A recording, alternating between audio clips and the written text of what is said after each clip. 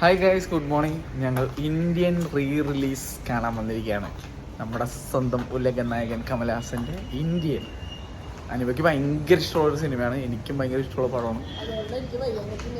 കണ്ട, അനുപയ്ക്ക് വയ്യ, പനിയാണ്. പനി മാറി, അത് വേറെ ചുമ കിച്ച് കിച്ച്. ഗോപൻ മോൺ ഇൻ ദ ഹൗസ്. ഹായ് പറടാ.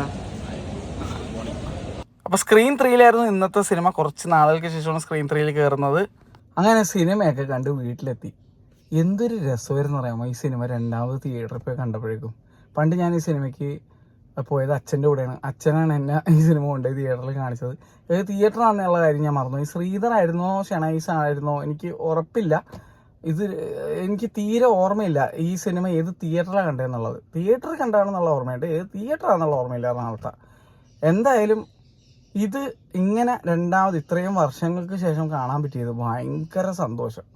അതും അനുപയ്ക്കും വളരെയധികം ഇഷ്ടമുള്ളൊരു സിനിമയാണ്, എനിക്കും വളരെയധികം ഇഷ്ടമുള്ളൊരു സിനിമയാണ്. ഇതിലെ സേനാപതി എന്നുള്ള കഥാപാത്രം കമലഹാസൻ ചെയ്തു വെച്ചിരിക്കുന്നത് ഇപ്പം കാണാനും സൂപ്പറാണ്. പക്ഷേ കാലം ഒരുപാട് മാറിയത് കൊണ്ടും ഗ്രാഫിക്സും SFXും VFXും ഒക്കെ മാറിയത് കൊണ്ട് അതിൻ്റേതായിട്ടുള്ള കുറച്ച് ക്രിഞ്ച് മൊമെന്റ്സ് ഇതിലെ ചില പാട്ടുകളിലെ സീനൊക്കെ വരുമ്പോൾ തോന്നും. ഏതോ 9-bit ഗെയിം കാണുന്ന ഫീലൊക്കെ അടിക്കും പാട്ടൊക്കെ കാണുമ്പോൾ. പക്ഷെ അതും നമുക്കൊരു പുഞ്ചിരിയോടെ രസമായിട്ട് അങ്ങോട്ടും ഇങ്ങോട്ടും എല്ലാവരെയും നോക്കി ചിരിച്ചൊക്കെ നമുക്ക് കാണാൻ പറ്റും. പക്ഷെ അടിപൊളി വാച്ചായിരുന്നു. തീർച്ചയായിട്ടും ഇത് തിയേറ്ററിൽ കണ്ടാലും ഞങ്ങൾക്ക് സന്തോഷമുള്ളൂ.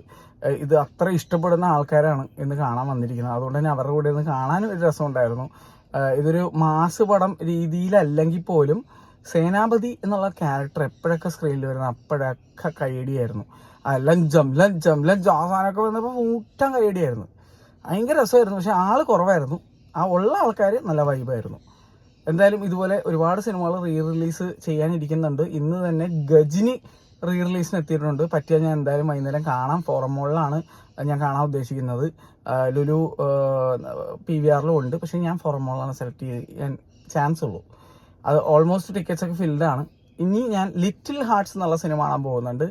അപ്പോൾ ഇന്ത്യൻ 1നെ പറ്റി ഞാൻ എന്താ പറയേണ്ടത്, ഓൾറെഡി 1 ഹിറ്റായിരിക്കുന്ന ഒരു സിനിമ, റെവല്യൂഷണറി ആയി മാറിയ ഒരു സിനിമ, കമൽഹാസൻ്റെ ഏറ്റവും നല്ല ചിത്രങ്ങളുടെ ഇടയിൽ എടുത്തു പറയുന്ന സിനിമ. അപ്പോൾ ഒരു അടിപൊളി വാച്ച്. അത് കാണാതെ ആരെങ്കിലും ഉണ്ടെങ്കിൽ തീർച്ചയായിട്ടും കാണണം.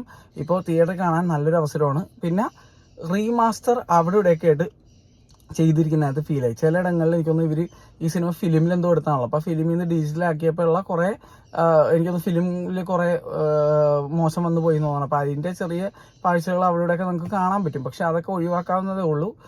നമുക്കത് വലിയ കാര്യമായിട്ട് എടുക്കേണ്ട ആവശ്യമില്ല, കാരണം ഇത്രയും പഴക്കമുള്ളൊരു സിനിമയാണല്ലോ ഇപ്പോൾ വന്നിരിക്കുന്നത്. അപ്പോൾ എങ്ങനെ പോയാലും ഫിലിം റീലിൽ എന്തെങ്കിലുമൊക്കെ കേടുപാടുകൾ വെതർ മൂലമൊക്കെ സംഭവിച്ചിട്ടുണ്ടാകും. അത് പ്രിസർവ് ചെയ്യാന്നൊക്കെ പറഞ്ഞാൽ സിമ്പിൾ ടാസ്ക് ഒന്നുമല്ല, നല്ല പാടാണ്. പ്രത്യേകിച്ച് ഇന്ത്യ പോലുള്ള രാജ്യത്ത് റാപ്പിഡ് വെതർ ചേഞ്ചസ് ഒക്കെ ഉള്ളപ്പോൾ അത് ഭയങ്കര പാടാണ്. നമുക്കൊരു വീട്ടിലൊരു ഫോട്ടോ സൂക്ഷിച്ച് വെച്ചിട്ടുണ്ടെങ്കിൽ നമുക്ക് മനസ്സിലാവും ആ ഫോട്ടോ സൂക്ഷിക്കാൻ പെടുന്ന പാടത്ര എളുപ്പമല്ല.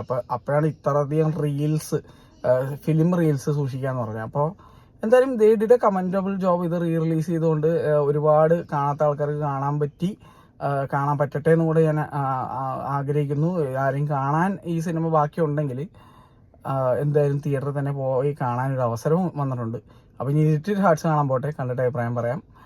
ഇപ്പോൾ ഭക്ഷണമൊക്കെ കഴിച്ചിട്ട് വേണം പോകാൻ. അപ്പോൾ എല്ലാവരും ഭക്ഷണം കഴിച്ചെന്ന് വിചാരിക്കുന്നു. എല്ലാവർക്കും നല്ലൊരു ദിവസം കൂടി നേരുന്നു. ഇന്ന് കാണുന്ന സിനിമകളുടെ അഭിപ്രായങ്ങൾ ഞാൻ ഇട്ടേക്കാം. വേറൊരു സിനിമ കൂടി ഇന്ന് മലയാളം ഇറങ്ങിയിട്ടുണ്ട്, ഗോളം എന്ന് ആദ്യം കേട്ടപ്പോൾ തന്നെ വായിച്ചപ്പോൾ എനിക്ക് മനസ്സിൽ വന്നത് ലോർഡ് ഓഫ് ദ റിങ്സിലെ ഗോളമാണ്. മറ്റേ പ്രഷ്യസ് റിങ്ങിന് വേണ്ടി കിടക്കണ ആ ഗോളമല്ലേ, ഇത് വേറെ ഗോളമാണ്. എന്തായാലും സിനിമ കണ്ട് നോക്കാൻ പറ്റുകയാണെങ്കിൽ പോകാൻ പറ്റിയെന്ന് കണ്ടു നോക്കാം. ത്രില്ലർ എന്തോ ടൈപ്പ് ഓഫ് മൂവിയാണ്. ഞാൻ ട്രെയിലറൊന്നും കണ്ടിട്ടില്ല. നമ്മുടെ മൈക്ക് എന്ന് പറഞ്ഞ സിനിമയിൽ അഭിനയിച്ചിരിക്കുന്ന നടനാണ്. ആ നടൻ്റെ പാരൻസ് തന്നെയാണ് പ്രൊഡ്യൂസേഴ്സ് എന്ന് തോന്നുന്നുണ്ട്. എന്തായാലും പറ്റി ഞാൻ ആ സിനിമ കൂടെ കാണാം. അപ്പോൾ അത്രേ ഉള്ളൂ. നല്ലൊരു ദിവസം നേരുന്നു. ബൈ. ലിറ്റിൽ ഹാർട്ട്സ് കണ്ടിട്ട് അഭിപ്രായമായിട്ടേക്കാം.